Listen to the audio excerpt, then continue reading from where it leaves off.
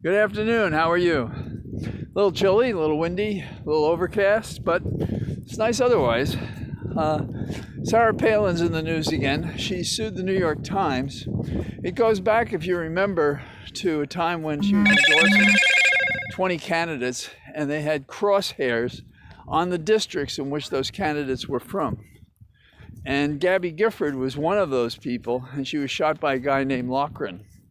And the contest is that Palin believes that the New York Times connected her to the PAC that created that map and connected that map to Loughran, who shot Gabby Gifford. And so those are loose connections, and the Times that wrote it in an op-ed, therefore an opinion, kind of backed off it a little bit afterwards. So you could say that they made some recognition, but you have to make false declarations with malice when you're dealing with a public figure, as she was. But it's been, I don't know, something like 18 years since there's been any trial involving the New York Times. And some would like to use this case to change the standard by which you determine that a public figure may or may not sue. So it operates on several levels. She looked terrible going to court, terrible thing to say, but it's true.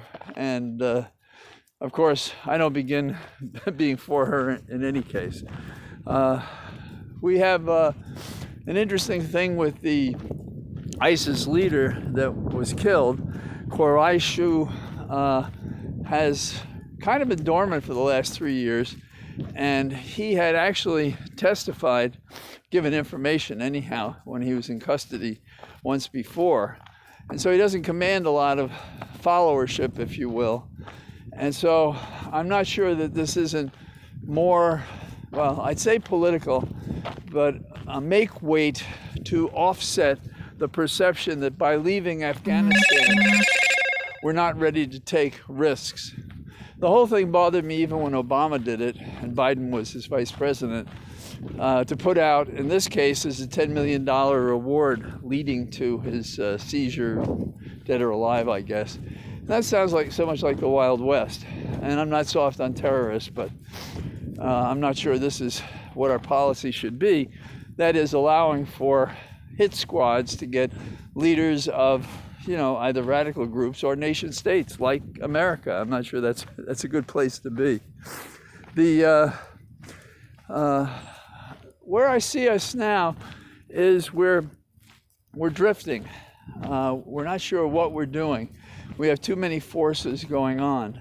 Biden seems to be taking a tact that by accomplishment, somehow Republicans will come along and we won't have to confront the dead animal in the middle of the room, which is reckoning against those people who actually tried to overthrow our government. And that's pretty sad, but that seems to be what we have.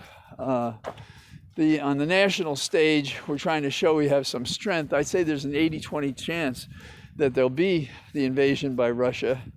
And I don't find it an encouraging sign that Putin is going to the Olympics, the Chinese Olympics, because I think that's a visual that suggests a comforting alliance between those two against NATO. The only party missing that would be natural is Korea. So that's my short take on the world today on a Friday. Oh yes, and by the way, it is raining again. Of course. I hope that you find a place of peace for the weekend as we slowly move toward the temperatures of 60 degrees. Very slowly move toward them. All the best. Talk to you tomorrow. Bye-bye.